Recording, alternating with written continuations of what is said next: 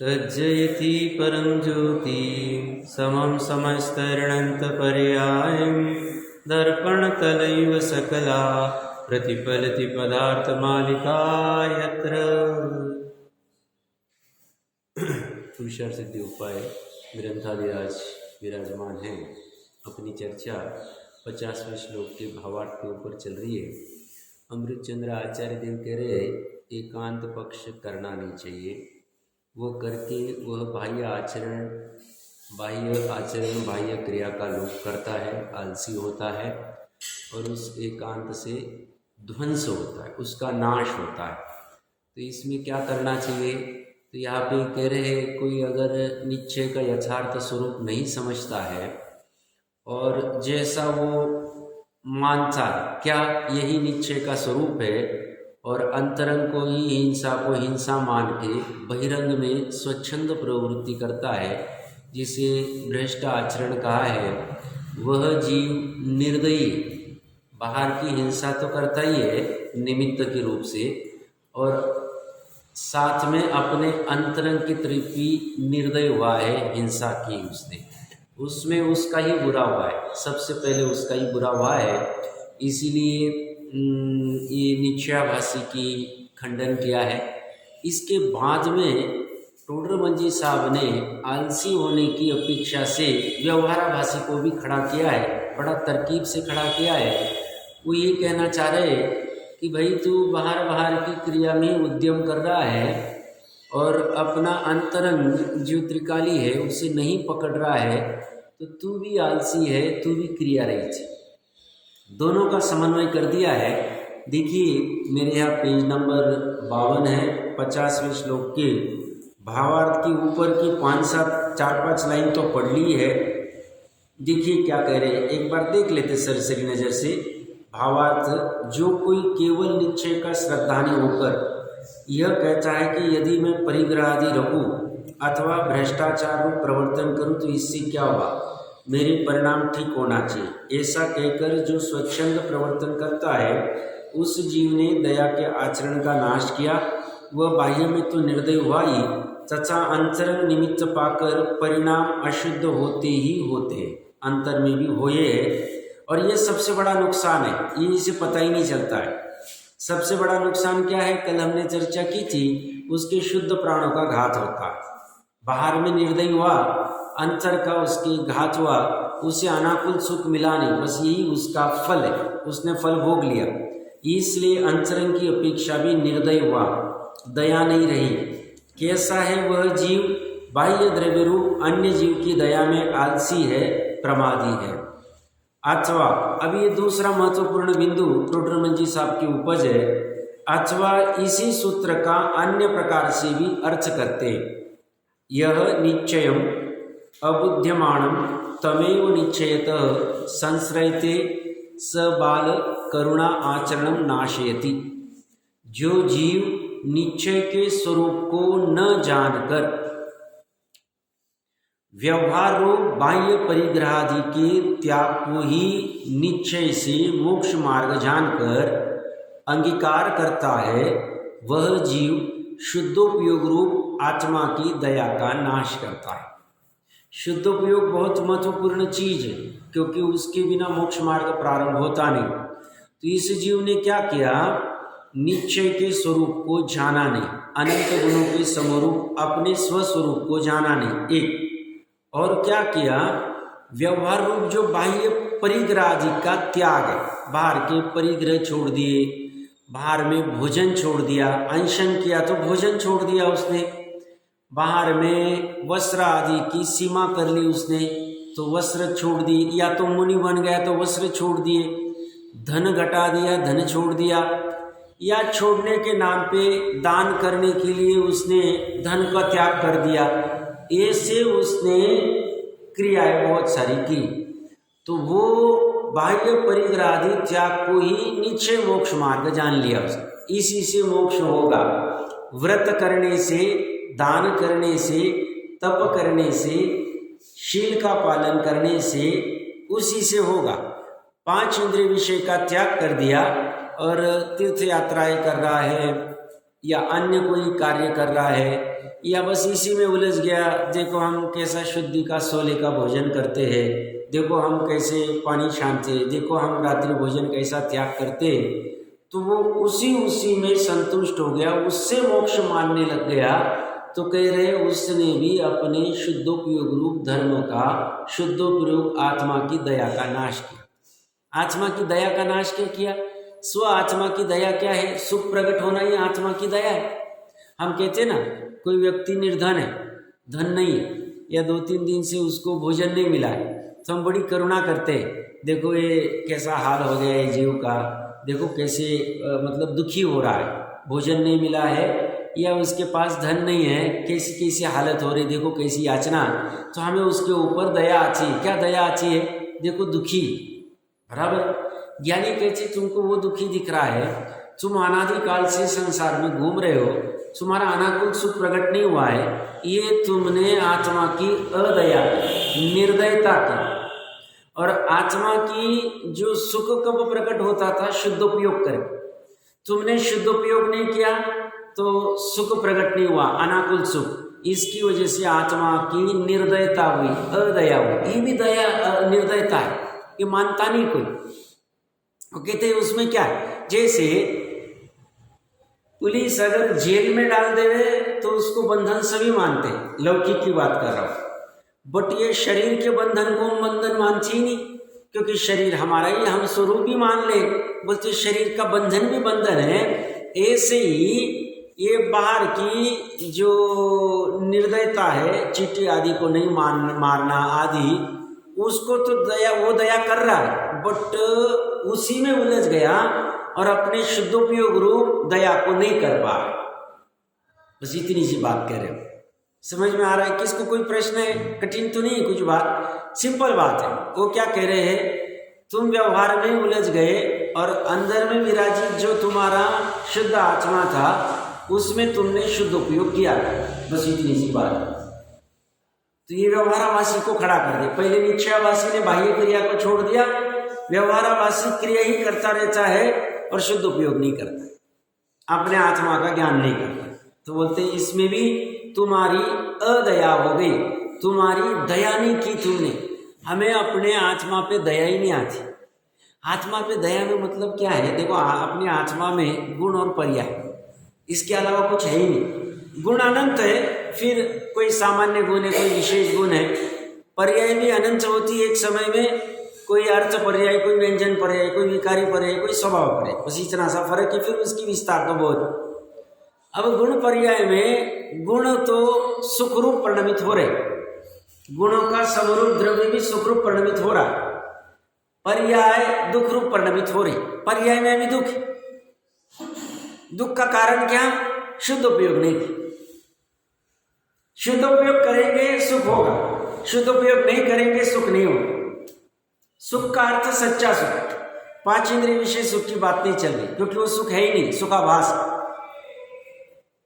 क्यों सुखाभास है? अगर वो सुख रहता तो फिर से जरूरत ही नहीं पड़नी चाहिए थी 5 इंद्रिय विषय। और 5 इंद्रिय विषय साक्षात पुद्गल है, जड़ है, उसमें सुख नाम की बात ही नहीं। वो हमें क्या सुखी करे? अभी भूमि का अनुसार 5 इंद्रिय के विषय छूटेंगे नहीं, श्रद्धा की बात चल रही। प्रकरण क्या कर रहे हैं? हम अदया कर रहे हैं अगर हम शुद्ध उपयोग नहीं करते, अपनी आत्मा की दया का नाश करते। अपनी आत्मा पे दया नहीं आती है, करुणा नहीं आती है। इतने 4 गति, 84 लाख योनिया, इतने जन्म मरण, शुदा तृषा, उष्ण शीत, कितनी विडंबनाएं सहता है, ऐसे अनेक प्रकार के रोग आदि। और कह रहे तुम दया नहीं कर रहे। ये हो रहा है सब शरीर में, शुदा तृषा, जन्म मरण सब शरीर के सहयोग में हो रहा है। त्रिकाली आत्मा में कुछ हुआ ही नहीं। बोले वो जो त्रिकाली आत्मा है तुम उसका उपयोग नहीं करते हो, शुद्ध उपयोग, तुम अदया कर रहे हो अपनी आत्मा की। महत्वपूर्ण बात कह रहे टोडरमल जी साहब, पकड़ना अच्छा। तो इसमें करे क्या? करना कुछ नहीं। शुद्ध उपयोग करने के लिए पहले तो शुद्ध उपयोग की भावना करनी चाहिए। हमें पता ही नहीं शुद्ध उपयोग क्या होता है और शुद्ध उपयोग करने योग्य है क्या नहीं। हमारे सुख का कारण है, हमारी आत्मा की दया का कारण है, हमें पता ही नहीं। तो पहले तो वो पता करना चाहिए शुद्ध उपयोग क्या है, शुद्ध उपयोग की भावना करनी चाहिए। शुद्ध उपयोग क्या है, शुद्ध उपयोग कैसे होगा, मेरा क्यों नहीं हो रहा है, वो होने के लिए क्या उपाय है, ज्ञानी जीव क्या कहते हैं, आचार्य जीव क्या कहते हैं, जिनवानी क्या कहती है, ये पहले भली बातें जानेंगे, भावना करेंगे पहले शुद्ध उपयोग की। शुद्ध उपयोग की भावना हो गई तो शुद्ध उपयोग क्या है वो समझेंगे, समझ के फिर शुद्ध उपयोग का निर्णय करेंगे, निर्णय करके शुद्ध उपयोग हो जाए। शुद्ध उपयोग कोई कठिन चीज नहीं। शुद्ध उपयोग क्या है, उपयोग क्या है, ज्ञान गुण की पर्याय, दर्शन गुण की पर्याय भी है। दर्शन उपयोग, ज्ञान उपयोग, बहुत बार सुना होगा आपने। तो उपयोग गुण की पर्याय अपनी है एक, और शुद्ध कौन है, हम ही है। हमारा एक अंश शुद्ध है ध्रुव वाला, एक अंश अशुद्ध है उत्पादव्य वाला, पर्याय वाला। वो उत्पादव्य वाला अंश अशुद्ध क्यों है, क्योंकि वो पर लक्ष्य की तरफ चला जाता है, इसलिए अशुद्धता। सब अशुद्धता क्यों होती, पर लक्ष्य करने से, बोलते हैं सही स्वभाव है, क्योंकि पर से कुछ मिलेगा नहीं और तुम पर की तरफ ताक रहे हो। मुझे वस्त्र से कुछ मिलेगा, आभूषण से कुछ मिलेगा, धन से कुछ मिलेगा, भोजन से कुछ मिलेगा, तो बोलते तुम उपयोग वहां लगा रहे हो तो तुम्हारा अशुद्ध उपयोग। तो सब क्या करें, कुछ नहीं, जो शुद्ध है वहां उपयोग को लेके जाओ, उसे कहेंगे शुद्ध उपयोग। शुद्ध कौन है, बोलते तुम्हारे ध्रुवांश। तो तुम्हारा ध्रुवांश मतलब तुम्हारा मतलब प्रत्येक जीव, मेरा मेरे लिए, आपका आपके लिए। तो बोलते वो अगर शुद्ध है और उपयोग भी मेरा है जो अभी अशुद्ध है, और एक अंश ध्रुव वाला शुद्ध है, मेरे अशुद्ध उपयोग को शुद्ध कैसे करे, कुछ नहीं। अशुद्ध उपयोग को शुद्ध करने के लिए शुद्ध का लक्ष्य कराए, शुद्ध का ज्ञान कराए, शुद्ध का श्रद्धान कराए, शुद्ध की लीनता कराए, हो गया काम। धर्म इतना सरल है, ये निश्चय धर्म। व्यवहारवासी ने निश्चय धर्म समझा नहीं, इसे लगता है पानी छानते छानते में शुद्ध हो जाऊंगा। अरे वो पानी छानते कैसे शुद्ध होगा, पानी नहीं छानना, ये चर्चा नहीं चल रही, अर्थ का अनर्थ नहीं करना। हमें पानी पीना है तो छान के ही पिएंगे, बट पानी छान के पीने के बाद में हमारा मोक्ष हो जाएगा, हमारा धर्म हो जाएगा निश्चय वाला, ऐसा हम मानते हैं।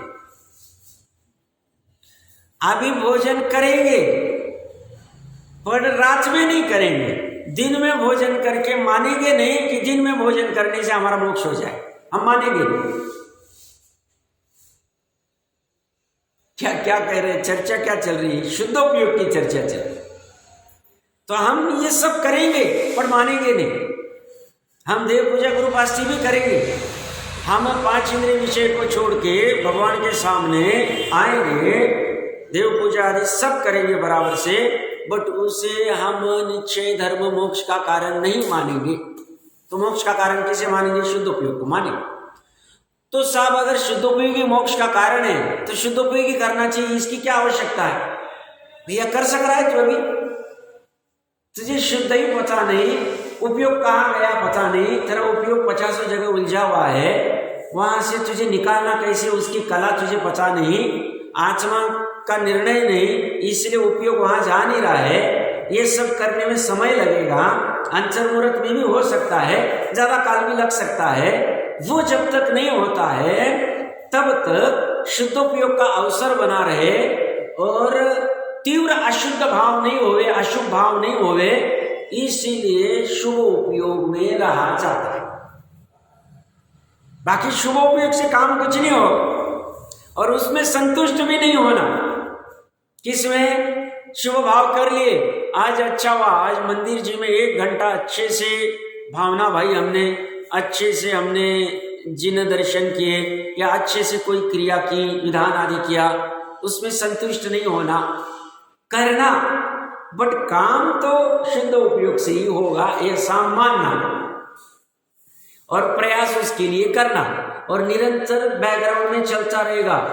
शुद्ध उपयोग से ही मेरा काम होगा। शुद्ध उपयोग क्या है, कहाँ से मुझे उसकी जानकारी मिलेगी, कौन सी जिनवानी में उसका कथन आया हुआ है, कौन से साधर्म के साथ में चर्चा करके मैं समझ सकता हूँ, क्या करूँ क्या करूँ क्या करूँ, उपाय ढूंढते।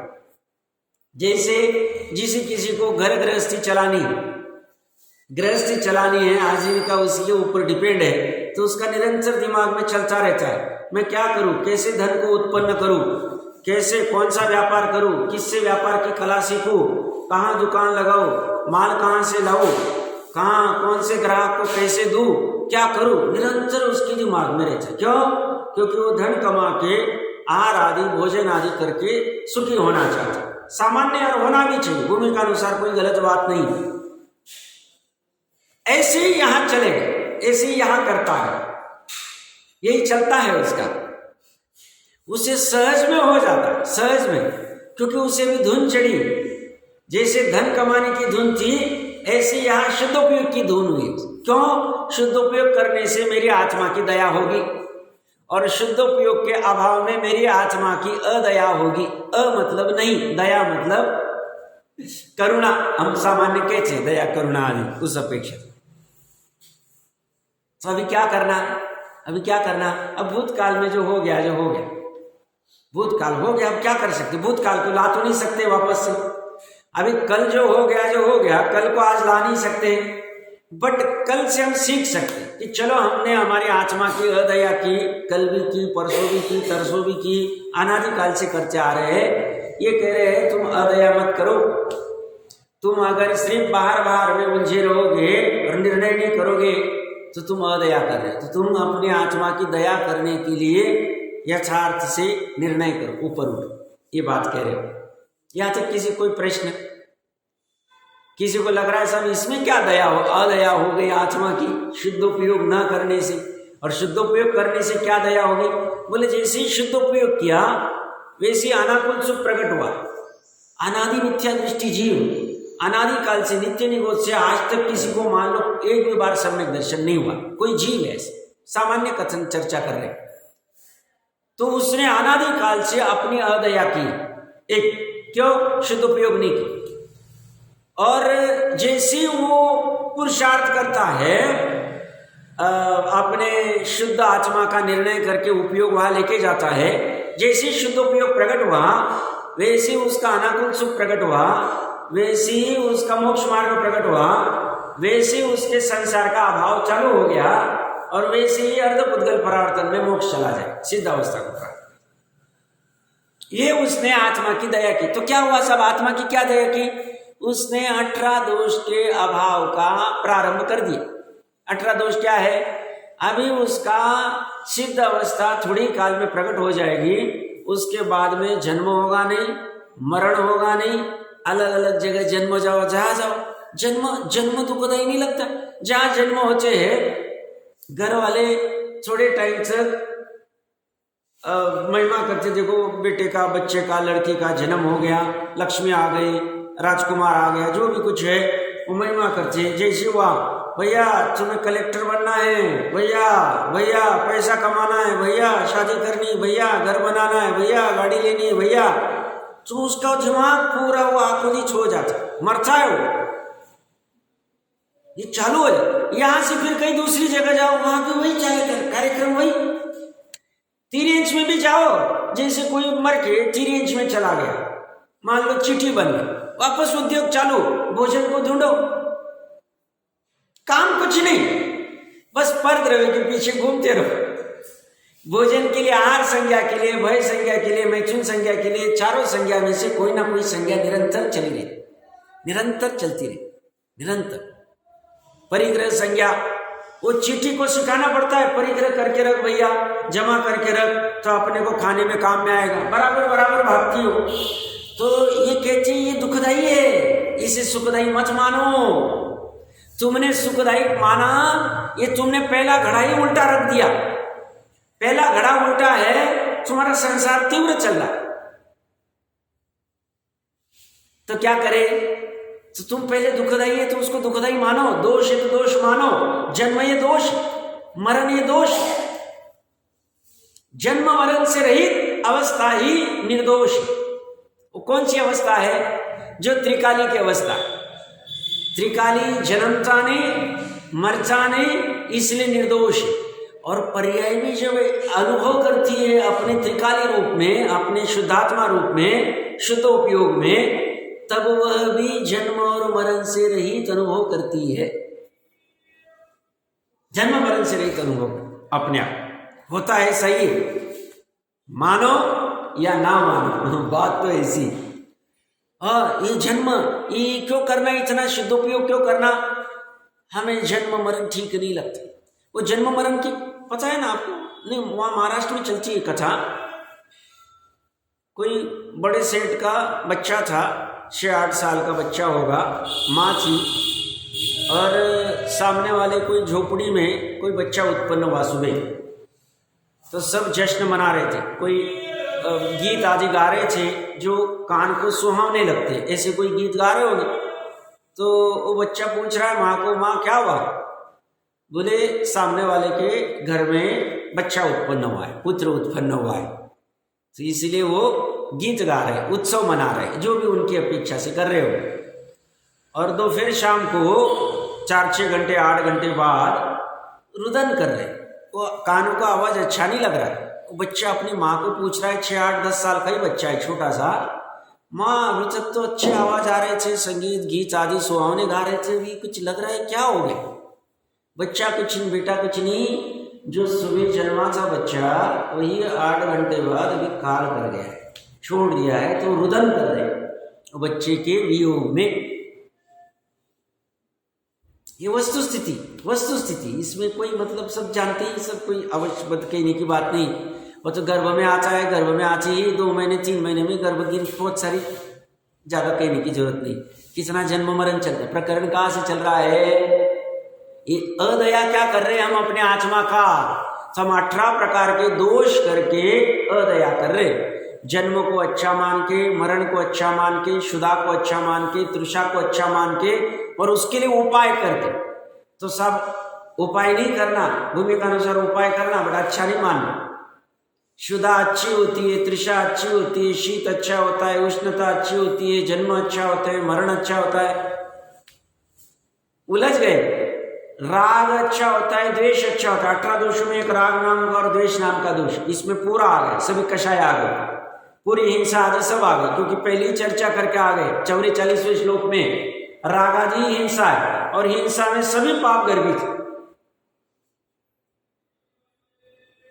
तो ये दोष है। हम सामान्य क्या मानते हैं? राग करना अच्छा है ना साहब, द्वेष तो चलो ठीक नहीं, किसी के ऊपर द्वेष नहीं करना चाहिए, बट अपने मित्र के ऊपर राग करना तो अच्छी बात है ना साहब। देखो हमारा मित्र है, हमारे लिए मर मिटने को तैयार है, हम राग कर रहे हैं उसके ऊपर, क्या गलत कर रहे हैं भैया? लौकिक अपेक्षा से तो ठीक कर रहे, लोकोत्तर अपेक्षा से तुम जब राग कर रहे हो तब तुम्हारे आत्मा का घात हो रहा, क्योंकि तुम तब वितरागता से दूर हो रहे हो, तुम अपने आत्मा के सन्मुख नहीं जा रहे, तुम्हारे आत्मा का घात हो गया, तुम्हारी अदया हो गई, शुद्धोपयोग चला गया। तो सब मित्र रखे कि नहीं रखे, उनसे राग करे कि नहीं करे?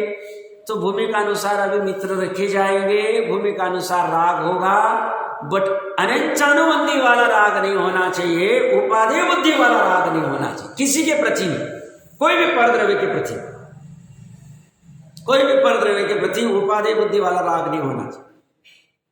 उपादेय बुद्धि वाला राग मात्र हमारे त्रिकाली आत्मा के प्रति रहेगा, और किसी के प्रति नहीं रहेगा, किसी के प्रति नहीं रहे, तो हम दया करेंगे। तो आज के लिए होमवर्क क्या? टोडरमल जी साहब कह रहे हैं शुद्ध प्रयोग न करने से हमारी दया का नाश होता है, हमारी आत्मा की दया का नाश होता है। क्या कहना चाहे? समझ गए हैं, भाव वासन हो गया तो बढ़िया, नहीं हुआ है तो ये कह रहे इसलिए मानो मत, उसका विचार करो। इसे टोडरमल जी साहब तत्व विचार कहते, इसे कहते निर्णय कि सही में ये हो रहा है। जैसे हमारा निर्णय हो जाएगा वैसे हम शुद्ध उपयोग की भावना बांटे जाएंगे, शुद्ध उपयोग के लिए प्रयास करेंगे, और नहीं होगा तो अनंत काल तक उलझे ही रहे, परद्रव्य में उलझे ही रहे, खत्म ही नहीं होगा, कभी नहीं खत्म होगा, क्योंकि संख्या अपेक्षा से अनंत पुद्गल है। कभी इसमें राग करेंगे, कभी इसमें करेंगे, कभी इसमें करेंगे, कभी इसमें करेंगे, अनंत ही चीजें राग करने की, और अभिप्राय की वासना पड़ी हुई, काम ही चलता रहे, कभी खत्म नहीं हो। समझ में आ रहा है? तो ये हमारा नुकसान चल रहा है। जैसे मैं कहता हूं ना, उदाहरण के लिए किसी पुलिस ने किसी चोर को पकड़ लिया,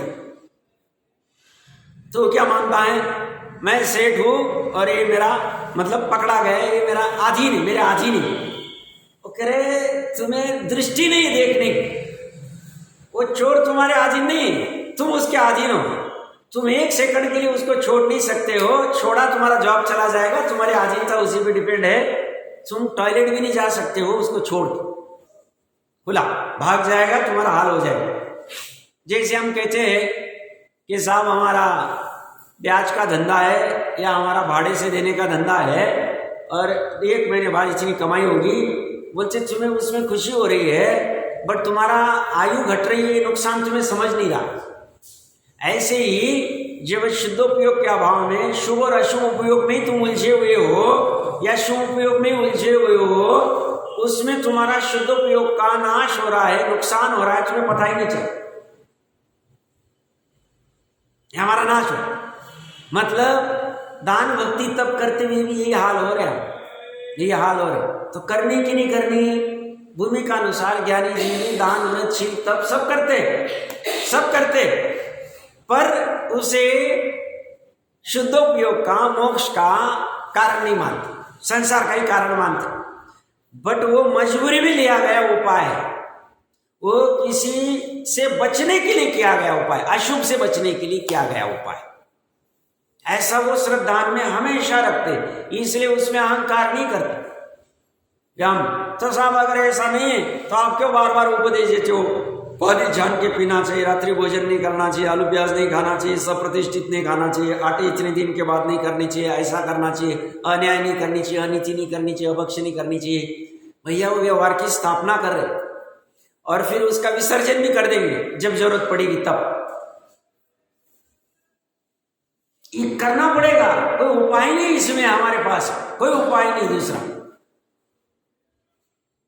तो या ये कह रहे वह जीव शुद्धोपयोग रूप आत्मा की दया का, शुद्धोपयोग रूप स्व आत्मा की दया का नाश करता है। मैंने स्व शब्द डाल दिया, दूसरे का नहीं, स्वयं का ही नाश करता है। भावार्थ, जो जीव निश्चय में के स्वरूप को तो जानता नहीं और केवल व्यवहार मात्र बाह्य परिग्रहादि का त्याग करता है, उपास आदि को अंगीकार करता है, इस प्रमाण बाह्य वस्तु में ये उपादेय बुद्धि से प्रवर्तन करता है। ये उपादेय बुद्धि मतलब परिग्रह आदि है और उपास आदि उपादेय है, पांच इंद्रिय के विषय है और दान आदि उपादेय है, व्रत विधान आदि। ऐसी बुद्धि से प्रकृष्ट रूप से वर्तन करता है वह जीव अपने स्वरूप अनुभवन रूप शुद्धोपयोग में अहिंसा धर्म का नाश करता है।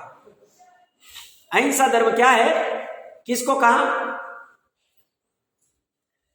अपने स्वरूप अनुभव रूप शुद्धोपयोग को अहिंसा धर्म कहा है। अहिंसा धर्म की परिभाषा क्या, संसार की परिभाषा क्या, प्रमाद की परिभाषा क्या, ऐसी अहिंसा रूप धर्म की परिभाषा क्या, अपने स्वरूप अनुभवन रूप शुद्धोपयोगी अहिंसा धर्म है। ऐसी परिभाषा अन्य जगह नहीं मिली, महत्वपूर्ण परिभाषा। हम कहते ना अहिंसा परम धर्म, हम जुलूस में निकालते महावीर भगवान की जय, अहिंसा परम धर्म कर लेते, उसका अर्थ क्या, अर्थ क्या, जुलूस तो निकाल लेते, अच्छी बात है, करना भी चाहिए भूमिका अनुसार, बट उसी में संतुष्ट नहीं होना चाहिए और सूक्ष्म तीक्ष्ण बुद्धि से उसका यथार्थ स्वरूप समझना चाहिए। क्या स्वरूप है उसका, अपने स्वरूप अनुभवन रूप शुद्धोपयोग ही अहिंसा धर्म है। तो हमने अहिंसा कब की, बोलते अपने जो स्वरूप है उसका अनुभव किया। स्वरूप का अनुभव कब होगा, शुद्धोपयोग में होगा। शुद्धोपयोग क्या है, हमारी परिणति, हमारी परिणति मतलब हमारी पर्याय कहो, परिणति कहो, परिणमन कहो, परिणाम कहो, चलेगा समान अर्थ में। हमारा कौन सा परिणाम, हमारे ज्ञान का वो परिणाम जो स्वयं शुद्ध रूप अनुभव कर रहा है, शुद्धमय हो गया उपयोग।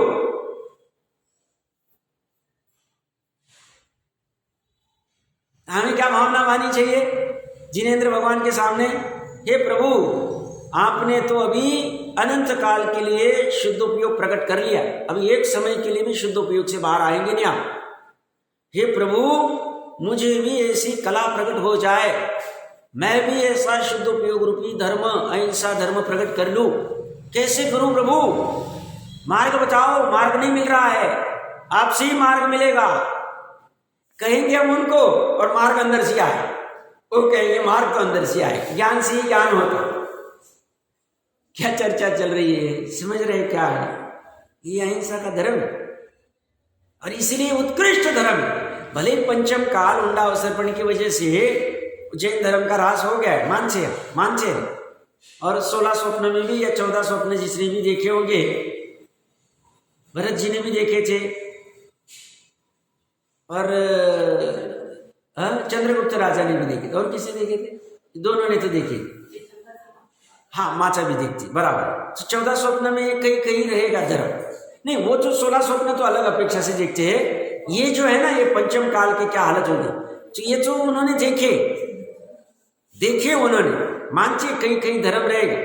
बट फिर भी समझदार जीव है, ज्ञानी जीव के लिए यही उत्कृष्ट रहेगा धर्म। भले काल के प्रभाव से बाकी बाहर में कुछ भी प्रवृत्ति चली है, वो जिनकी वजह से होनी वैसी चलेगी, बट जहां भी यह धर्म रहेगा यही सत्यार्थ है। यही इसकी वजह से इसकी महिमा है। क्या किया इसने? अहिंसा धर्म किया, अपने स्वरूप के अनुभवन को ही अहिंसा धर्म कह दिया। वो शुद्ध उपयोग रूप है। परिभाषा गजब है, 50 बार पढ़ना, लिख के रखना, और साथ में छल नहीं करना। क्या करना? क्या मुझे अपने स्वरूप का अनुभवन हो गया है? नहीं होगा तो कोई चिंता नहीं।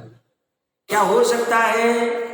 अगर अंदर से आवाज आती नहीं हो सकता है, तो तुरंत आधा दूसरी आवाज आने चाहिए। कैसे नहीं हो सकता है? ज्ञानी जीव तो कहते हैं प्रत्येक जीव को हो सकता है, सब में ऐसी सामर्थ्य पड़ी, अनंत ने किया, मुझे भी हो सकता है।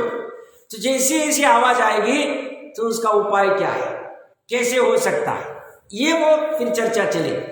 और ये प्रकट हो जाए जब ये जीव ऐसी स्वरूप के, अपने स्वरूप के आत्मानुभव कर लेता है, उसकी बाहर में अनर्गल स्वच्छंद भ्रष्टाचार प्रवृत्ति होगी नहीं। मानो आप, उसके भ्रष्टाचार वाले व्यापार होंगे नहीं, भ्रष्टाचार वाली कुनीति अनीति नहीं होगी, भ्रष्टाचार रूपी असदाचार में जीवन नहीं होगा, होगा नहीं। जिसे अपना स्वरूप समझ में आ गया है, जिसे नहीं आया है, बाहर में उसकी प्रवृत्ति चल रही भ्रष्टाचार की, समझना अंदर में खोखला है। भले ही कितना भी ढोल बजा के कहे हम सम्यक दृष्टि है, बाहर की क्रिया का कुछ नहीं होता है, आत्मा तो ऐसे ही है, समझना ये भोंदू ये डूब रहा है, इसके चक्कर में हम नहीं डूबेंगे।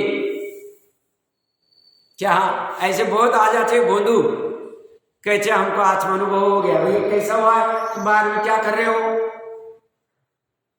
रात में 10 बजे बिस्लरी का पानी पी रहे हो तुम, अंशना पानी रात में 10 बजे पी रहे हो, और तुम अपने आप को सदाचारी कहते हो। तुम्हें स्वरूप अनुभव रहता था तो ये काम करने का तुम्हें आता था, इच्छा होती थी। तुम गटकन आलू प्याज भी खा लेते हो, को गुरु को देव को धर्म का सेवन कर लेते हो, 6 नाचन कर लेते हो, तुम्हारा कोई ठिकाना नहीं। तुम्हें सप्रतिष्ठित अप्रतिष्ठित कुछ पता नहीं।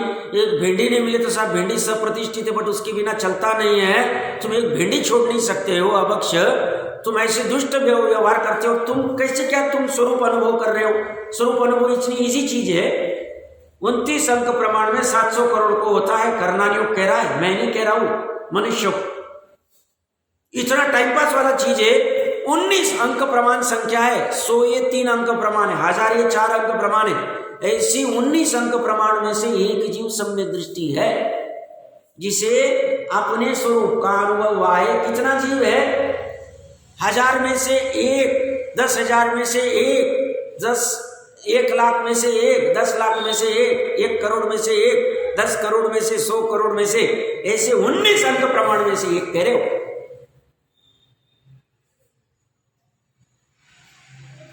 तो इसमें गंभीर होना पड़ेगा, काम इससे हो, तब हमारी दया होगी निश्चय से। जब हम अपने स्वरूप का अनुभवन करेंगे शुद्धोपयोग में, तब हमारी दया होगी, निश्चय दया, और तभी व्यवहार दया को व्यवहार संज्ञा प्राप्त होगी। बट तब तक क्या करें साहब? जब तक अपने स्वरूप का अनुभव नहीं होता है तब तक व्यवहार दया पालो, उसको मानो मत। निश्चय होने के बाद ही समझ में आएगा व्यवहार दया क्या होती। समझ में आ रहा है क्या कह रहा हूं?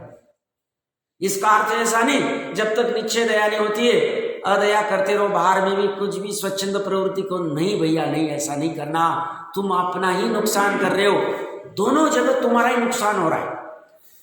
तुमने निश्चय के स्वरूप को जाना नहीं, बाहर में स्वच्छंद हो गए, भ्रष्टाचरण किया, अंतरंग की दया का अभाव किया, बाहर में हिंसा तो की और अंतरंग दया का अभाव किया, वहां भी तुमने अंतर का दया का अभाव करके निर्दयी हो गए, अपना ही नुकसान किया। यहां पे भी तुम पानी छानते रहे, पानी नहीं छानना ऐसा नहीं, उसी में संतुष्ट हो गए। पिएंगे तो छान के ही पिएंगे, खाएंगे तो दिन में ही खाएंगे, रात में खाएंगे नहीं, खाएंगे तो अप्रतिष्ठित खाएंगे, सप्रतिष्ठित नहीं खाएंगे, खाएंगे तो 3, 5, 7 दिन का आटा ही खाएंगे, ऐसा नहीं खाएंगे। ये बात नक्की, जब खाएंगे तब, नहीं खाएंगे तो फिर तो बाधा ही नहीं। जब हम गमन करेंगे तो इरिया समिति पूर्वक ही करेंगे, अगर मुनि है तो 28 मूलगुण का ही पालन करेंगे। बट जब हमें गमन की जरूरत नहीं, बाहुबली जैसी, हम एक भी मूलगुण नहीं पाले,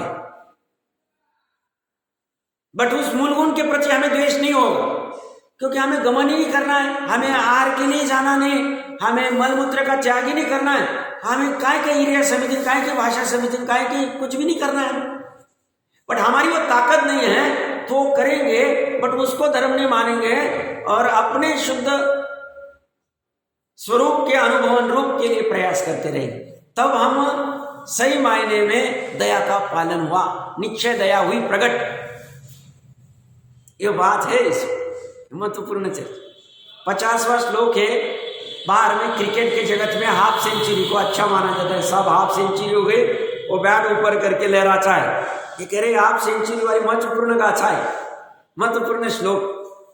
एकांत का विध्वंस कर रहे, एकांत मत करो, नहीं तो 58, 59वां श्लोक फिर से जब आएगा तब चर्चा कर लेंगे।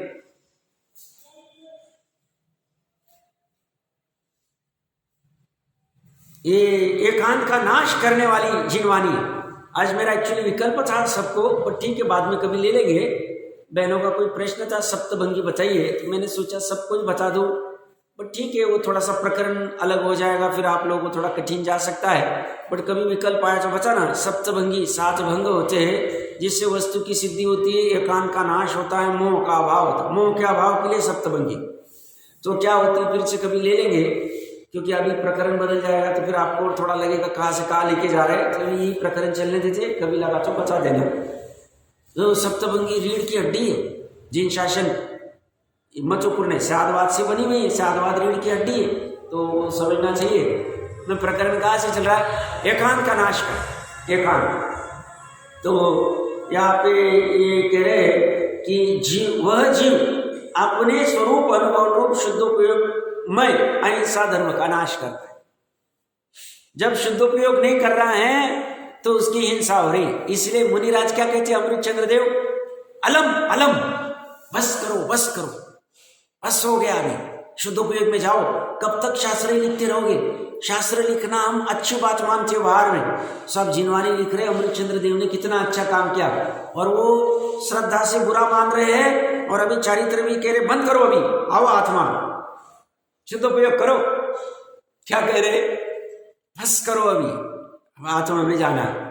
अब कहाँ तक संतुष्ट हो गए? इसलिए टोडरमल जी साहब ने लिया है कि जो मात्र स्वाध्याय स्वाध्याय ही करते रहते, और स्वाध्याय का सारभूत जो अपना स्वरूप है उसका स्वानुभव करने के लिए प्रयास नहीं करते हैं, उस स्वाध्याय करने वाली बुद्धि को वे विचार नहीं कहा, वे विचार नहीं, बार बार ही घूमती रहती, आत्मा में जाती ही नहीं।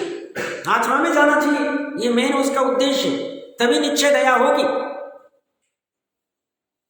तो ये बात चल रही है, जो कह रहे हैं वह जीव अपने स्वरूप का अनुभव रूप शुद्धोपयोग में अहिंसा धर्म का नाश करता है। कैसा है वह जीव? बहिं करुणालस, उद्यम से उसने अशुभ उपयोग का तो त्याग किया है।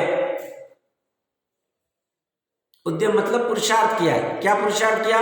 अशुभ उपयोग को छोड़ दिया उसने, बढ़िया बात की, 5 इंद्रिय विषय कषाय आदि को छोड़ दिया। परंतु बाह्य परजीव की दयारूप धर्म के साधन में ही आलसी होकर बैठ रहा है।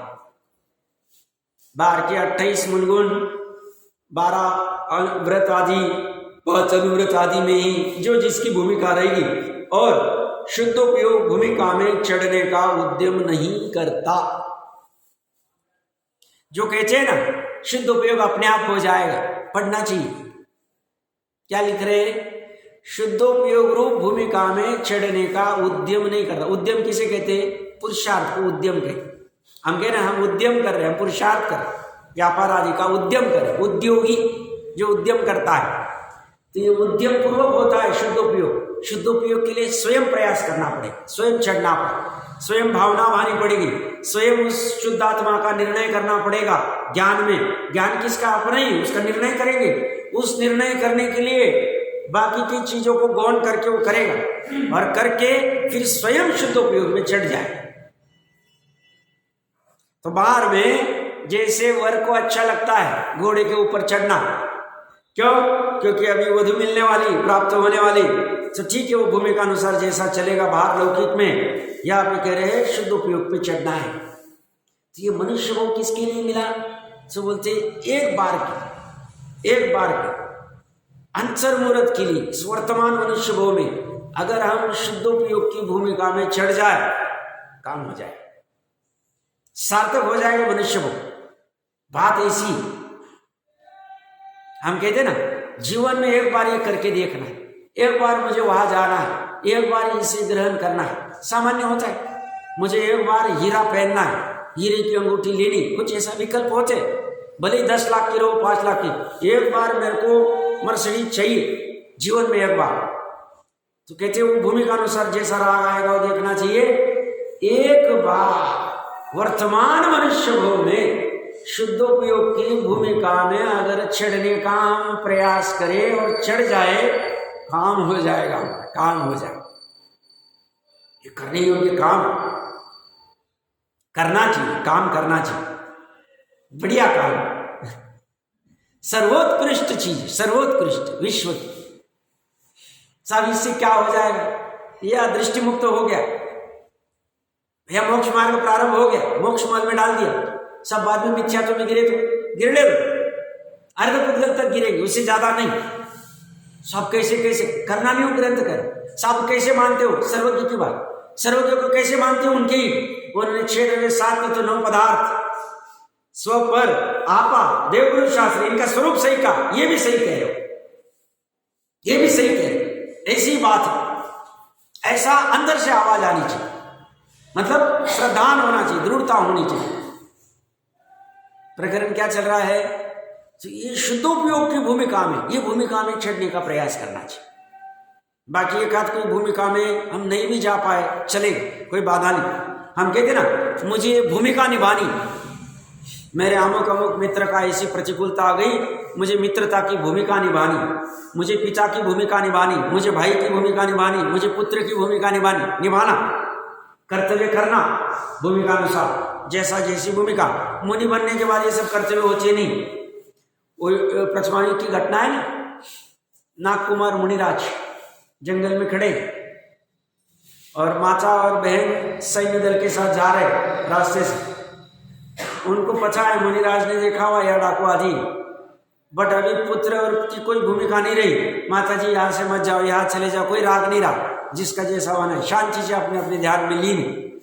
माता को जब पकड़ते तो डाकू का सरदार कहता, मैंने कहा था ना मुनिराज से किसी को कोई प्रॉब्लम नहीं, उनकी भूमिका ही अलग है।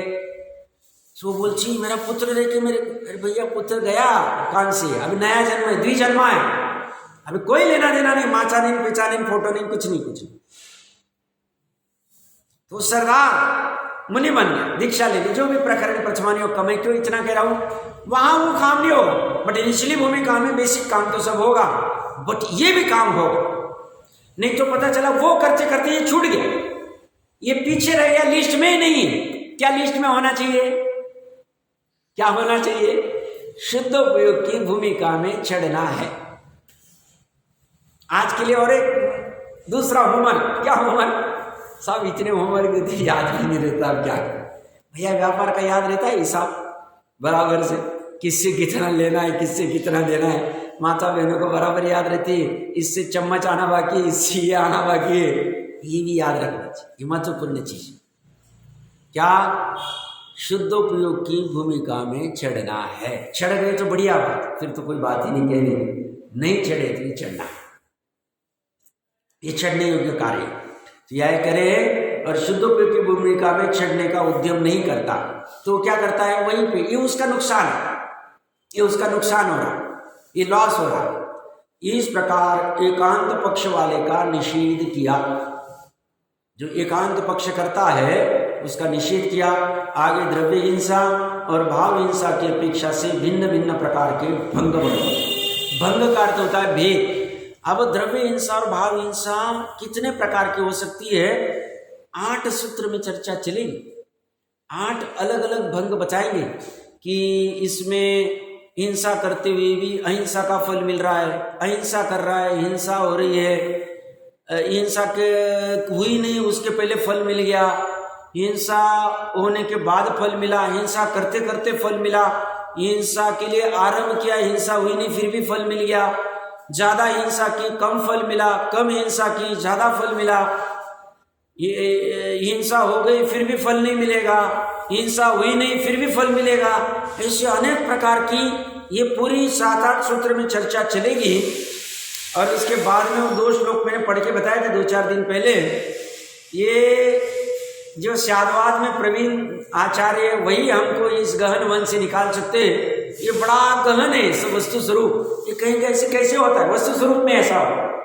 और ये सब हिंसा में घटित कर रहे हैं, मतलब सभी पापों में घटित करा, क्योंकि हिंसा ही एक सब पाप है।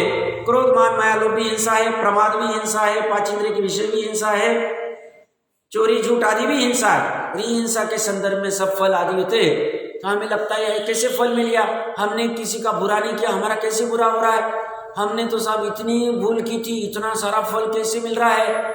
ये पढ़ लेना चाहिए, पढ़ लेना चाहिए, समझना चाहिए। इसकी भी चर्चा चलेगी जैसी भी रहेगी।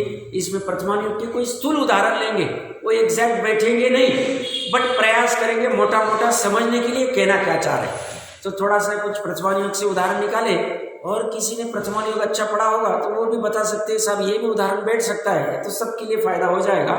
वो पढ़ के आना, उदाहरण निकाल के आना तो एडिशनल रहेगा, तो बढ़िया रहेगा। और विशेष चर्चा कर लेते हैं।